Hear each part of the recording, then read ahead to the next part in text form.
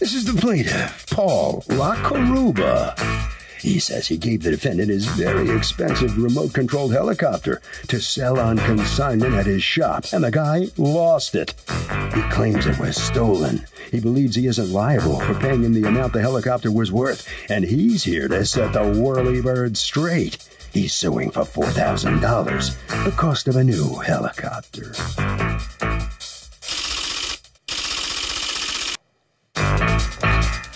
This is the defendant, Sean Kirsten. He says he owns a hobby store, and the plaintiff's helicopter was unfortunately stolen. According to the consignment agreement he has with the plaintiff, he isn't responsible for stolen items. He's sorry the helicopter took off mysteriously, but the plaintiff is owed nothing. He's accused of losing a chopper.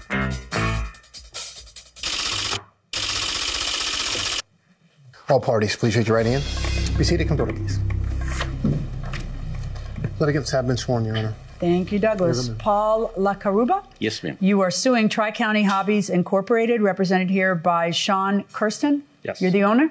Yes, I am. Okay, for $4,000, the amount you say they owe you for a Line T-Rex 800 remote control helicopter that you had left on consignment at their shop. Tell me what happened. On February 14th, I brought the helicopter in because I hadn't been using it on a consignment. And what does this helicopter do? Flies. It's a remote control helicopter. Okay, why do adults have that? Like, what? I mean to sound condescending. I'm saying obviously obviously you're in business because they do. So I get it. You're not the only guy who. But what is so fancy about him that would make him worth $4,000? Well, his particular helicopter was a very large helicopter, probably about 4 feet in length. It had a GPS unit on it, so it can autonomously fly. There's guys that do 3D stunts with it. There's guys that do, just fly for the enjoyment of flying. Did you do stunts with the helicopter? No. What'd you do with it? Just flew it. I'm not that good at it. And is this your first helicopter, or have you had others? This is about the third one. Third one. All right. And where did you buy it? From Sean's Daddy store. bought it from you? He might have. We transferred ownership about 3 years ago, but I don't remember him purchasing that helicopter from us. How much did you pay for it? The whole thing was about $5,500 for everything. What's everything? Oh, it's the helicopter, the remote control. Right. So what ends up happening? You take it on consignment on February 14th, and is there a consignment agreement in writing? Yes, there is. May I see it? Yep. And then you're asking about it from time to time. And when do you first learn that there's something that went wrong? On April the 13th. And how do you find out? I asked Sean, what's going on with the helicopter? He says it was stolen. I said, what do you mean? Okay, so by then you know it's been stolen. How did you learn that it was stolen? Well, we couldn't find it. Looked all in our storage areas and everything. And so I went to the tapes. So I have a video system throughout the whole thing. And I had ended up finding that on March 14th, it was stolen. Do you have the tapes? Yes, I have see 'em? on my cell phone here. Yeah. Yep. Let me just push play. Yep.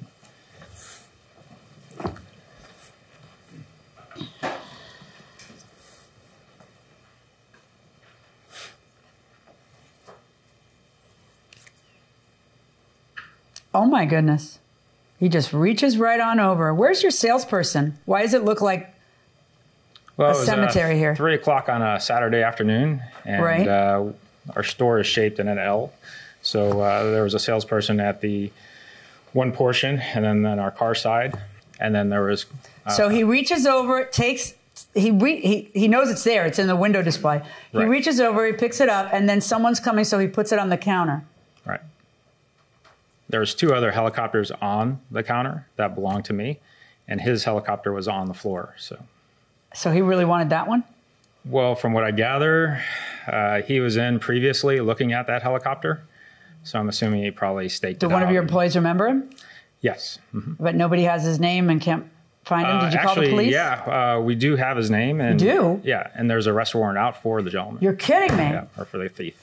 How long? There he goes. He takes it and just walks right on out of the store with it in his hand, and none of your employees notice this. Yep. That's on the front counter, I was looking at the other video, and they had customers in front. So on a busy Saturday, we had people walk in and out with items. and cars for repair and helicopters for repair. Right. His premise is not with my items. You should be taking better care of my items. Now, I think I did pretty good. It was on the floor behind the counter, so it wasn't where it was on the shelf where it was easily accessible. You may be insulted by that comment, but he's actually making a point that 99% of the store is out and reachable, and this guy actually had to reach down into the window because yours is the one he wanted. Have you seen this video? No, I have not seen it. Oh, no, that's just not fair. Come on over here. Come here, darlings. There he is. He's looking around. He's seen yours. He loves yours. He reaches down. He puts it up, but there's some movement here. He hears some footsteps, so he gets nervous, so he just puts it down. It's a two-part process for him, see? So see how these folks are coming here? They didn't want to get caught. So now he lollygags there for a little while. Says to himself, yeah, I can get away with this. Walks back. Jerk. Is that amazing? It is. Yeah. Normally, there are... Look at him, just walking right out, big smile on his face. All right. Go ahead and go back there. Thanks. Go ahead. Normally, at that counter, there is always a person. Yeah. Every time I've come in, there's been a person there. And also, as you walk out the front of the store, as John said, it's an L. At the end of the L is the front door. And there's always a lady, usually right at that counter, right there, as you go out of the store. Right. I mean, it looks very not well attended. Let's just put it that way. However, he has an argument, and your argument is what? Based on the contract, what? Well, we have a standard contract when they come in and leave a consignment that Tri-County Hobbies is not responsible for loss, theft, or damage. And this is obvious. Which is, I mean, you really ran the gamut there. Loss, theft, or damage. I mean, I wouldn't sign this. I wouldn't leave my, $4,000 helicopter with a guy whose first sentence is, and maybe this is the only way to sell a helicopter. So, you take the risk. It says, takes no responsibility for loss, theft, or destruction. I mean, this is a very clear waiver of any responsibility. What do I do with that? I believe UCC takes preference over his contract because it does not specifically mention disregards UCC. Okay. So let me explain to you what he's talking about if you don't already know. The UCC he is referring to is a Uniform Commercial Code, which governs business transactions. However, what you're saying is not entirely... Are you an attorney? No, right? No. Okay. Did you talk to an attorney? Yes. Okay. An attorney who practices? Yes. Okay. And did he tell you that? Or she tell you that? He went over...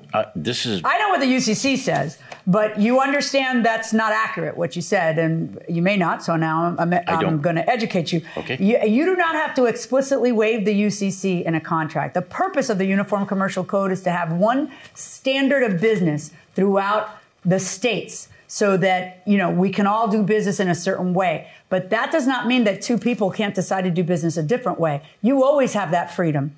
And so when there's a written contract like this, or even a verbal agreement between two people that's not disputed and everybody says, yeah, that's what we agreed to. When there's an agreement between two people, you folks are free and can make your own agreement. And there's no nanny state that's going to tell you it's going to be otherwise. And what you two freely agreed to was that they wouldn't be responsible for theft or loss. Now, that you can waive negligence, which is what you did here. You can never waive gross negligence. That's the law. You can't waive gross negligence. So I asked myself, okay, is this gross negligence? Is this, is this so outrageous and so, that it's not just mere inattentiveness? And I just can't get there. I can't. Not with, to me, what this is inattentiveness and negligence. You guys should have been manning the store, as they say. Right. Somebody should have been there, hire another employee, open up your wallet and hire another employee so that you can have better control over the stuff that goes in and out of your store. For this guy to be able to not just take something that's not in the stacks, but inside. I mean, you know how careless you guys had to be for him to be able to reach. You said that in your defense. It's actually a terrible indictment. He gets to reach down, grab it, and do it successfully with nobody watching him throughout a course of a really long time. Helicopter sitting there, and then he has to cool his jets a little bit because somebody's coming around the corner. Then he cools his jets, and then, I don't know how many minutes later. How long did the whole thing take him? Did you track it? I think it was probably about 10 minutes. Yeah, that's a long time for that place, that area to be unattended. Did you fire whoever was involved or no? No, because we have employees, like I said, that was a busy it's your Saturday. fault for not having more employees. All right, but it's not gross negligence. And he took care of negligence in this contract that you signed, where it says takes no responsibility for loss, theft, or destruction. You've gone to the authorities. Yes. And there's supposedly a warrant out. I want you to share with Mr. Lacaruba the detective's information so that he can follow up on that and find out what's going on. So at a minimum, if this person gets arrested, I don't know if you're going to see a penny of restitution, but you can demand restitution. And you'd be surprised how much money people come up with when their criminal interests are at stake. You know, well, they contacted him. And the detective has talked to him and said that he is in possession of it. And he was supposed to bring it to the station, and he never did. And now he doesn't answer the detective's phone calls. So the detective is apparently tied to a chair and can't get up off his rear and go find the guy? Welcome back to the People's Court. Harvey Levin here. So can this store get out from under the theft of this helicopter because of the contract? What do you think? Absolutely. I mean, they signed this contract, so obviously they have to stay stuck to it. Yeah, but if you sign a contract and the other person says, we're going to protect ourselves if we screw up and we're negligent, is that right? Yeah, actually it is. I mean, both. So it's tough luck, right? Yeah, it is. Wow, tough luck? Every contract is malleable, and you can take different language out of the contract, so. Oh, you can, huh? Yeah, you can. Which court are you talking about? Look at the Patriots. Okay, well, okay, fair enough. Very good. That was good, going inside the courtroom. Does the detective know that you're here? Yeah. Yeah? Yes. And he's not hustling to find the guy? Yeah, she's been working on it. She told me. Okay, Yeah. well, she needs to find the guy. Do you have the police report? Yes, I do. Good, because before you leave, you're going to have a copy of the police report, the name and phone number to the detective, and you know what you're going to do? You're probably not going to do it because nobody ever follows up with me. I ask this all the time, and nobody does. Will you please drop me a line and tell me what ends up happening? Yes, I have called this detective. Oh, you know the detective? Numerous times. And what happened? You get her voicemail. It says the mailbox is full. You're kidding me. Constantly. Listen to me. Call the shift commander. In fact, call the shift commander here. That's what we're going to do. Before you leave, Officer McIntosh and you are going to call the shift commander. All right, and we're going to get you in touch with what the heck is going on with that investigation. And frankly, if somebody's just sitting on it, it should be reassigned. But vis-a-vis this gentleman here, for the reasons I've already gone over in this contract, my verdict is for the defendant. Good luck. Your Honor. Both sides, hold on right there. That's the plaintiff. What are you doing here? I thought you were going to call the shift commander. What are you doing? Waiting to call, I guess. You're going to go call him right now? Yes. All right. So is there any satisfaction, even though you lost the case, that at least something's going to move forward here for you? Yes, but I still believe they are negligent. Well, you saw the video. Oh, yeah. I mean, just the video proves their negligence because there was nobody there. And they allowed this person to walk in, pick this helicopter up, and walk right through the store and out the front door, past another person. Well, the contract that you signed takes care of that. They're not responsible for stolen items. You signed it. I thought UCC took preference. Mm-hmm. All right. Okay, that way to the shift commander. Thank you. Yeah. All right, so step on in here. Put yourself in his shoes. Well, it's an unfortunate incident. Theft occurs daily at different places. And, if we do recover the items, he can have everything back. I don't want, the items to be. You going to hire some more people over there? Or it was kind of. Yeah, yep. We've put in a couple more employees, and we've implemented some more changes around so we know what's coming in and out of the store now. Yeah. Over to Harvey. Okay, Kurt. By the way, contact was made with the detective, and there is now an ongoing investigation. And that will do it for this case. Litigants for the next case on the way into the courtroom right now.